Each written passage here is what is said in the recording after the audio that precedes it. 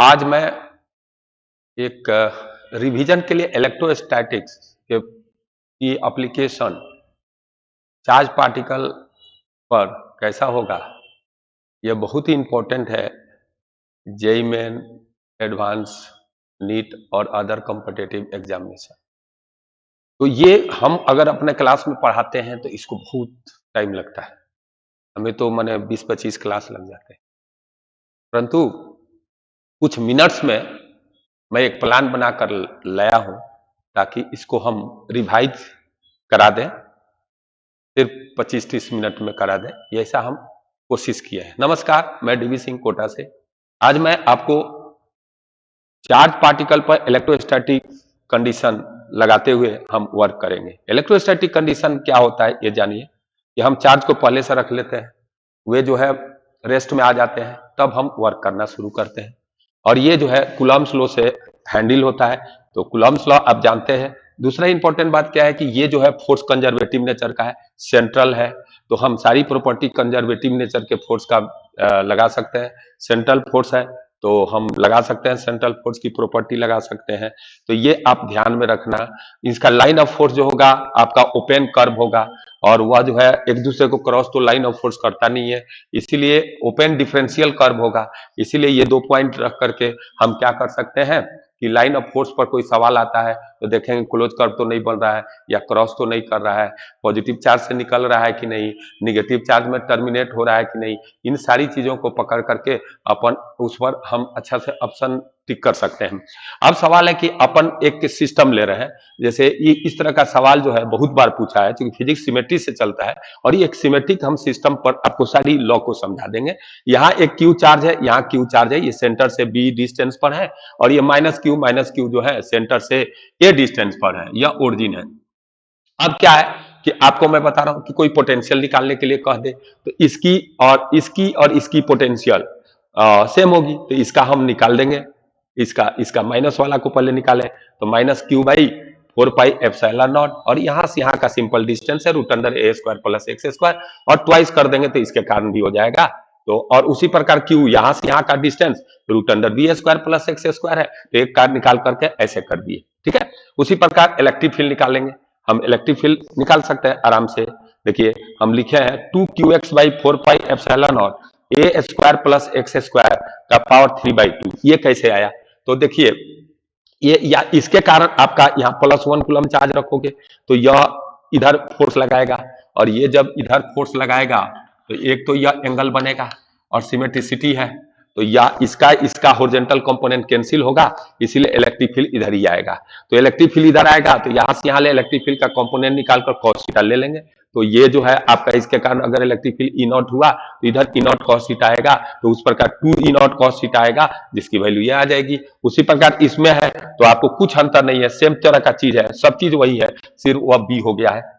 हो गया, ये निकाल लेंगे। अगर कहीं पर इलेक्ट्रिक फील्ड में फोर्स निकालना है यहाँ पर, तो देखेंगे किसके फील्ड में डूबा हुआ है, तो इनके फील्ड में डूबा हुआ है, तो ये जो है चार्ज Q0 इंटू ई कर देंगे तो फोर्स हो जाएगा। मैक्सिमम इलेक्ट्रिक फील्ड यहाँ निकालना है तो आपको d/dx को 0 कर देना पड़ेगा। और अगर कोई चार्ज पार्टिकल या Q0 है और इस पर मूव कर रहा है तो मैं अपना पोटेंशियल निकल गया, तो अपन क्या करेंगे, एनर्जी कंजर्व कर देंगे। उसका चार्ज इंटू पोटेंशियल क्या होता है, पोटेंशियल एनर्जी होता है। तो ये Q0 है, इनके पोटेंशियल फील्ड में डूबा हुआ है, तो इनके कारण पोटेंशियल निकल गया, एक जहां पर कहेगा वो इनिशियल पॉइंट पर, और उस चार्ज से मल्टीप्लाई कर देंगे तो हो जाएगा पोटेंशियल एनर्जी।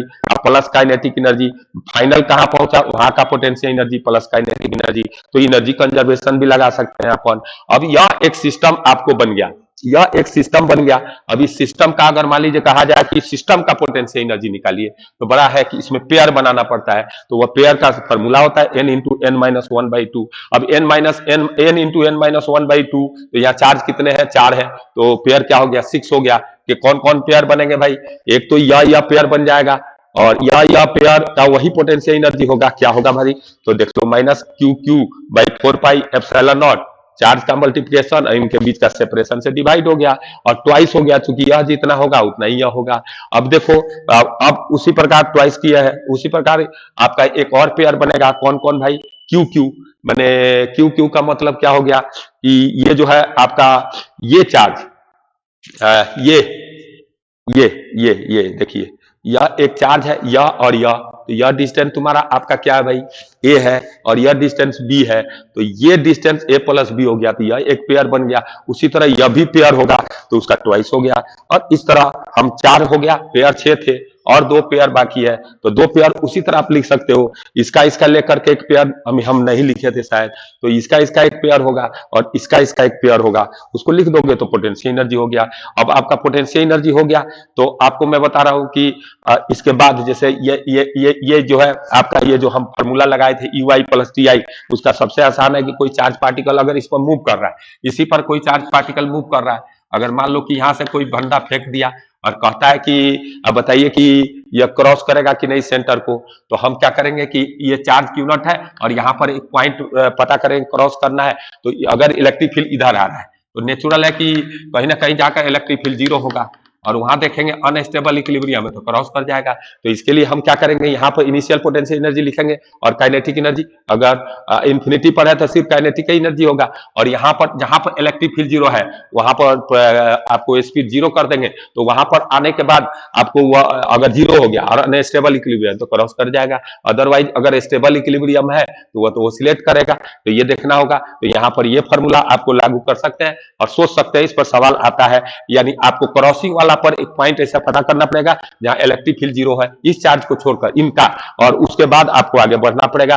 अब मैं बता रहा हूं इसके बाद, लेकिन ये सिमेट्रिसिटी सबसे अच्छा रिजल्ट देता है, जैसे ग्राफ खींचना है, मैक्सिमम वैल्यू निकालना है, तो इन चार्ज को देखो, थोड़ा सा गौर करो, अगर मैं इस लाइन के अबाउट इसको 360 से घुमा दूं, इसको इस लाइन के अबाउट इनको एक 360 से घुमा दूं तो एक सर्कल बनता है, और वह सर्कल का ज्योमेट्री इस पॉइंट के लिए सेम होगा, यही आएगा सेम, सबका डिस्टेंस वहां से क्या हो जाएगा, आप अगर ये डिस्टेंस अगर सपोज करो ऐसे घुमा दिया तो रेडियस ए वाला मानो, चाहे ये बी वाला, तो बी का एक सर्कल बनेगा, तो ये डिस्टेंस होगा root under B square plus X square. अब क्या है कि यहाँ पर अगर मान लो कि 2 ही चार्ज होता है, चलो ये क्यू क्यू चार्ज होता है, तो यह एक सर्कल ऐसे घुमाते एक सर्कल पर लाई करता है, तो उसका एक्सप्रेशन, अगर रिंग को अपर चार्ज रख दो, इस रिंग पर चार्ज रख दो, ऐसा रिंग है और उसका एक्सिस है, तो ये इनफॉर्मली चार्ज रिंग रहता है, तो उसके लिए हमारा पोटेंशियल का फॉर्मूला यह होता है, और वेरी सिंपल है, और नॉन इनफॉर्मली भी है, तो ये क्या है, ज्योमेट्री तो सेम है, सिर्फ यह क्यू है तो सिग्मा क्यू कर देंगे, स्केलर क्वांटिटी है, तो इस पर टोटल चार्ज का अगर सम जीरो है तो यह पोटेंशियल जीरो हो जाएगा। उसी प्रकार अगर ये रिंग है और यहाँ क्यू और माइनस क्यू होता और ये रिंग पर लाई कर रहे थे, इनका सम जो रहती है पोटेंशियल जीरो हो जाता है। अब दूसरा क्या है कि इलेक्ट्रिक फील्ड, तो ये इनफॉर्मली चार्ज है, ज्योमेट्री तो ये सब सेम रहेगा, क्यू का चक्कर है। अब ये क्यू, अब देखो अगर सेंटर पर तूने इलेक्ट्रिक फील्ड इनफॉर्मली है तो Q X by 4 pi epsilon not root under R square plus X square का पावर 3/2 है। अब मैं बता रहा हूं कि अगर इलेक्ट्रिक फील्ड अगर ये नॉन इनफॉर्मली चार्ज है या चार्ज कहीं कहीं रखे हुए हैं तो उसे रेगुलर पॉलीगॉन बना सकते हो, जैसे यही रिंग है और इसमें अपन क्या करते हैं भाई, यह है तो इस पर भी चार्ज रख सकते हैं, और इस पर चार्ज अगर Q माइनस क्यू कोई बंदा रख दिया तो अब देखो इनका सम क्या आ रहा है, जीरो। अगर चार्ज का सम जीरो है तो इलेक्ट्रिक फील्ड सम चार्ज का जीरो हो गया, तो सम चार्ज अगर का जीरो आ गया तो इलेक्ट्रिक फील्ड का ये जो है एक्सिस के लॉन्ग कोई कंपोनेंट नहीं होगा, तो इसमें भी कोई कंपोनेंट नहीं होगा इधर, और वह जो है ज्योमेट्री एकदम सेम है। अगर मान लो कि चार्ज का सम जीरो है तो इलेक्ट्रिक फील्ड या तो नहीं होगा या होगा तो क्या होगा, एक्सिस के क्या होगा, परपेंडिकुलर होगा। तो सेंटर पर अगर इलेक्ट्रिक फील्ड है, अगर सेंटर पर इलेक्ट्रिक फील्ड जीरो है तो कोई भी रेगुलर पॉलीगॉन है जो इसमें बनाया जा सकता है, उसका सिर्फ अगर सेंटर पर इलेक्ट्रिक फील्ड जीरो है तो मैं बता सकता हूं कि सिर्फ उसका एक्सिस के लॉन्ग ही इलेक्ट्रिक फील्ड का कंपोनेंट होगा।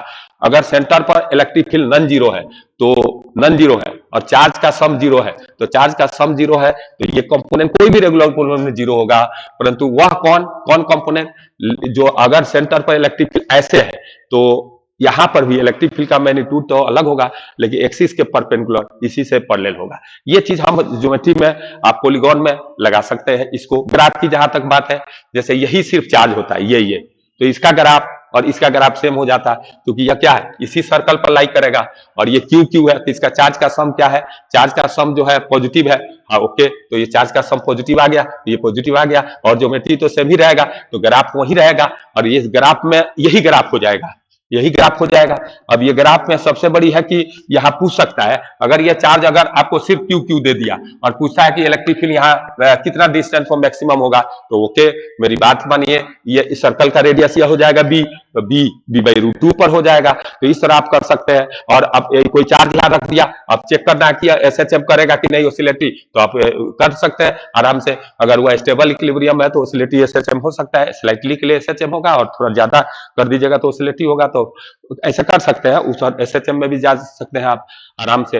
अब वह स्टेबल इक्विलिब्रियम चेक कर लिए, उसके आसपास अगर डिस्प्लेस करोगे तो एसएचएम हो जाएगा। अब यह है, यह रिंग है। अब रिंग पर जो है ना, आपका ये ध्यान रखना है, इस रिंग से सवाल, ये सारे सवाल को हम डील कर सकते हैं।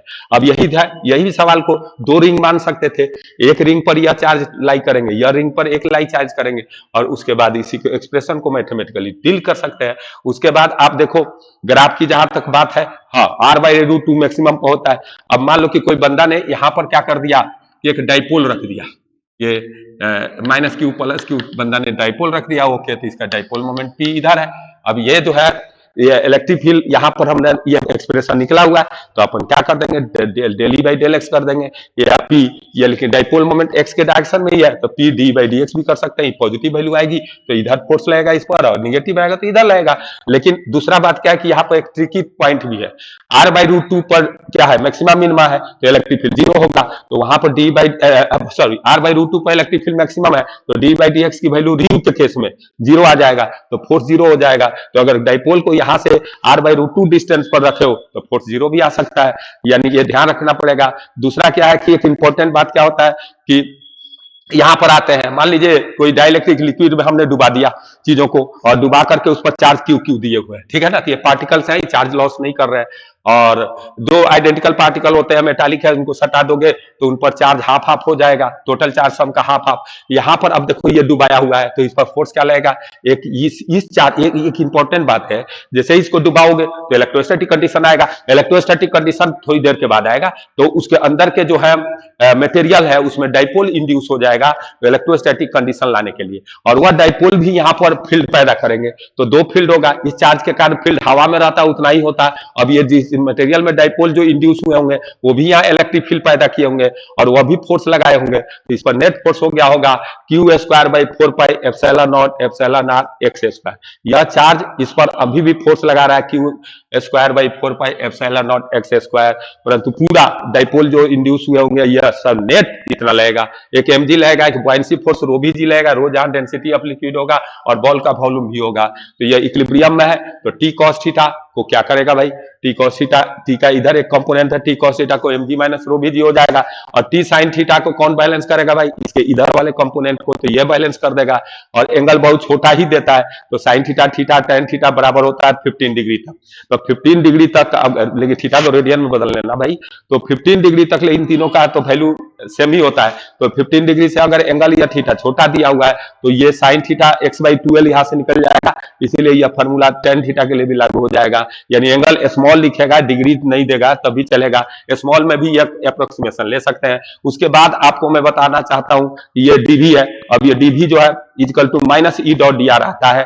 अब डी आर का ये वैल्यू होता है, जैसे एग्जांपल में आपको दे दिया इलेक्ट्रिक फील्ड, अब पूछ रहा है कि पोटेंशियल निकालिए, तो यहां पर आप कर सकते हैं DV equal to minus E D R. हमने डी आर का वैल्यू रख करके और निकाला, तो मेरे को एक एक्सप्रेशन आ गया डी एक्स वाई। अब डी एक्स वाई क्यों ये कन्वर्ट किए, इसको देखना है, तो आप डी एक्स वाई का डिफ्रेंसिएशन देख लीजिए। तो डी एक्स वाई का अगर डिफ्रेंसिएशन कीजिएगा तो यह आता है x d y upon d t और y d x upon d t. इसीलिए मैंने क्या कर दिया, x d y plus y d x को डी एक्स वाई लिख दिया।